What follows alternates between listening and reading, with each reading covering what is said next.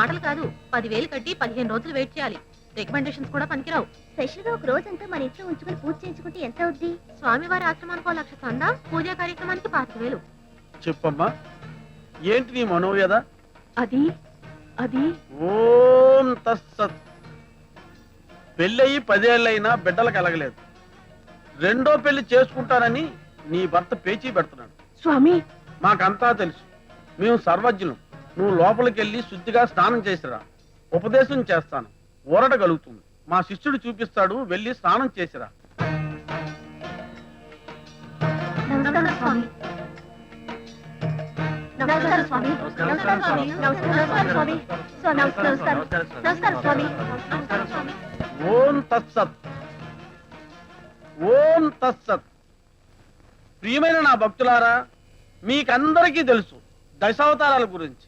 భక్తులను రక్షించడానికి, దుష్టుల్ని శిక్షించడానికి ఈ కలియుగంలో హల్కి అవతరిస్తాడని ఆ హల్కిని నేనే. కాలజ్ఞానంలో వీరబాగు వసంతరాయులు నేనే. నేనే విష్ణుణ్ణి, నేనే శివుణ్ణి, నేనే బ్రహ్మను. సర్వము నేనే. ఆత్మను నేనే, పరమాత్మను నేనే, అన్ని ప్రాణులు నేనే.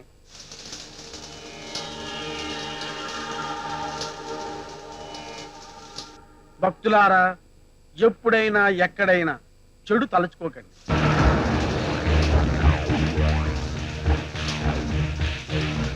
చెడు చూడకండి,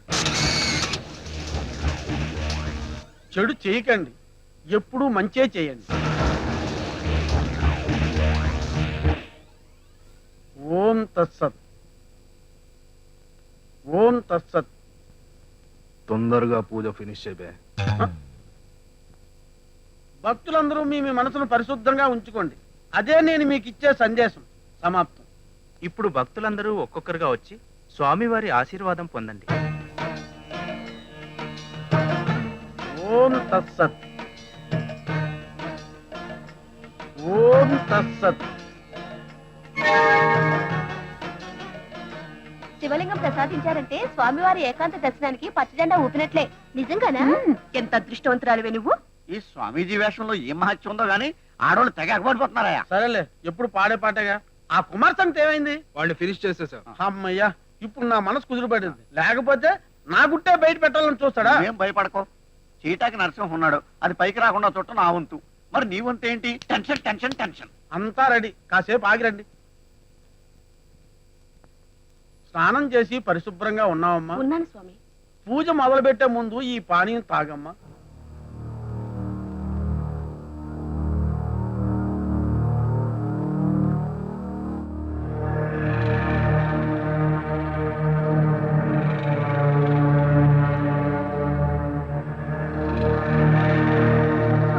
తల తిరుగుతుంది స్వామి. ఏం పర్వాలేదు, ఏం పర్వాలేదు, నేను ఉన్నాను కదా. ఏమిటి మీరు చూస్తున్నాను. నా మాట విను, నా మాట విను. ఒప్పుకుంటే మా కోరిక తీరుతుంది, లేకపోతే ఈ ఫోటోలు మీ ఆయనకి పంపిస్తే ఇగో నీ కాపురం పోతుంది. ఆలోచించుకో. ఇగో చూడు, ఇది చూడు, నా మాట.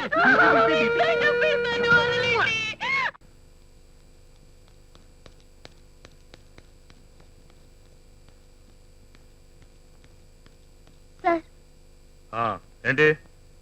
సార్ మా ఏరియాలో రౌడీ కుర్రోళ్ళు అల్లరి భరించలేకపోతున్నాం సార్. బస్సు ఎక్కాలంటేనే భయం వేస్తుంది. అయితే ఏం చేయమంటావు? నీకు బాడీ గార్డ్ గా రమ్మంటావా, లేక మీ ఏరియాలో ఉన్న ఆడవాళ్ళందరికీ ఒక్కొక్క గన్ మ్యాన్ ఇమ్మంటావా? అది కాదు సార్. చెప్పింది చాలు, కంప్లైంట్ రాసి పడేసాడు.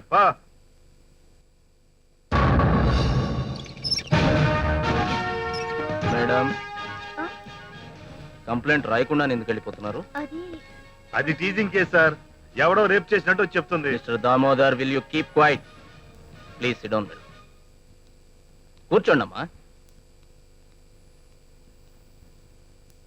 రిలాక్స్. ధైర్యంగా చెప్పండి, మీ కంప్లైంట్ ఏంటి? అశోక్ నగర్ లో కుర్రాళ్ళ అల్లరి ఎక్కువగా ఉంది సార్. ఆ అల్లరి భరించలేకపోతున్నాం. చిన్న పెద్ద తేడా లేదు. ఆడది కనబడితే చాలు అసహ్యంగా ప్రవర్తిస్తుంటారు. మీద చేతులు కూడా వేస్తుంటారు సార్. ఆఫీసుకి టైం అయినది కంగారుగా బస్ స్టాప్ కు వెళ్తే ఇదే పరిస్థితి. బస్ లోపల డాష్లు ఇవ్వటం, గిల్లటం, టర్నింగ్ లో మీద పడటం. ఇంత కష్టపడి ఆఫీస్ కు వెళ్తే లేట్ అయిందని ఆఫీసర్ తో చీవాట్లు తిరగటం తలుచుకుంటే ఏడుపు వస్తుంది sir. Please control, control your self. I'm sorry. ఇంతకు ముందు 3 సార్లు కంప్లైంట్ చేస్తే ఎవరూ పట్టించుకోలేదు. నేను చూసుకుంటాను, మీరు బయలుదేరండి. మిస్టర్ దామోదరం, సార్ మన డిపార్ట్మెంట్ మీద ప్రజలకి అపోహ, అనుమానం, అసహ్యం ఎందుకు కలుగుతున్నాయో మీకు తెలుసా? Do you know why? ర్యాష్గా మాట్లాడటం, రెక్లెస్గా సమాధానం చెప్పడం, డ్యూటీ, డిసిప్లిన్, డివోషన్ అనేవి ఏమీ లేకపోవడం. కంప్లైంట్ ఇవ్వడానికి వచ్చిన వాళ్ళతోటి కరెక్ట్గా మాట్లాడటం నేర్చుకోండి.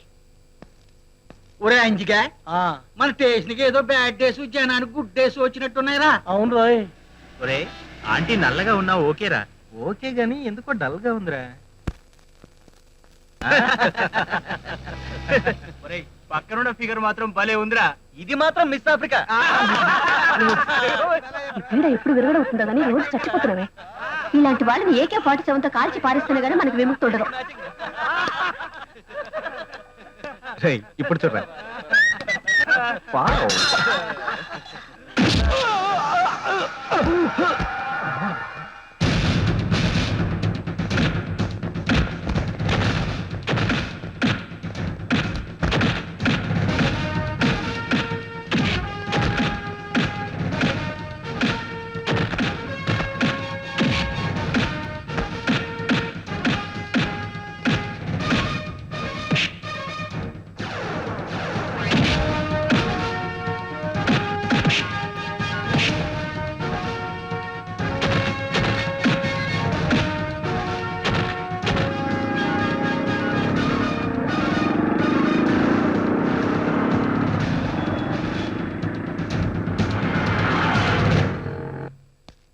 సార్, ఉమ్, ఎమ్మెల్యే సచిన్ గారు మిమ్మల్ని చూడాలంటున్నారు. తీసుకురా.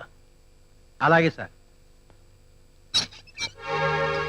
నమస్కారం అండి ఎమ్మెల్యే గారు, కూర్చోండి సార్. అదేంటి సార్ నేల మీద కూర్చున్నారు?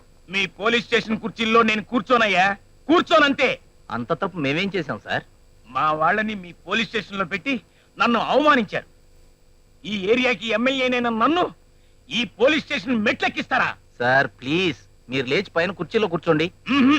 ఈ ఏరియా మీది, ఈ పోలీస్ స్టేషన్ మీదే సార్. మీరు లేచి పైన కూర్చోండి. అలా అన్నావు, హ్యాపీగా ఉంది. మీ వాళ్ళని ఎవరిని లోపలేలేదు సార్. ఇందాక నువ్వు అశోక్ నగర్ లో పట్టుకుంది మా వాళ్ళనే. ఊరుకోండి సార్, వాళ్ళు మీ వాళ్ళు ఎందుకు అయ్యారు? వాళ్ళ ఫోటోలు పోలీస్ స్టేషన్ లో పెట్టాల్సిన వాళ్ళు సార్. Constable sir. చూస్తావేంటయ్యా?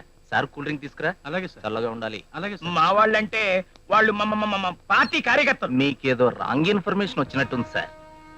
బస్ స్టాండుల్లోనూ గోడల మీద కూర్చొని రోడ్ల మీద వెళ్లి ఆడవాళ్ళని బీట్లు కొట్టి అక్క చెల్లి అని కూడా చూడకుండా డాష్ కొట్టి ఆనందించే బొగ్గాళ్ళు వాళ్ళు మీ కార్యకర్తలు ఎలా అవుతారు సార్? పైగా మీ పార్టీకి ఓ ఇమేజ్ ఉంది, చరిత్ర ఉంది సార్. పెద్ద చరిత్ర ఉన్న పార్టీ ఎమ్మెల్యేగా చెప్తున్నాను, వాళ్ళు మా వాళ్ళే. వదిలేవయ్యా. అలాగే, తప్పకుండా వదిలేస్తాం. కానిస్టేబుల్ వాళ్ళని తీసుకురా. అలాగే సార్. మీరు కూల్ డ్రింక్ తీసుకోండి సార్.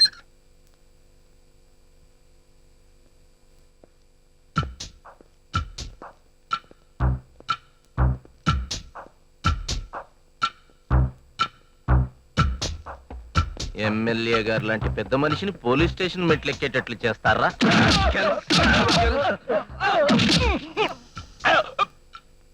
మీరు కూల్ డ్రింక్ తీసుకోండి సార్.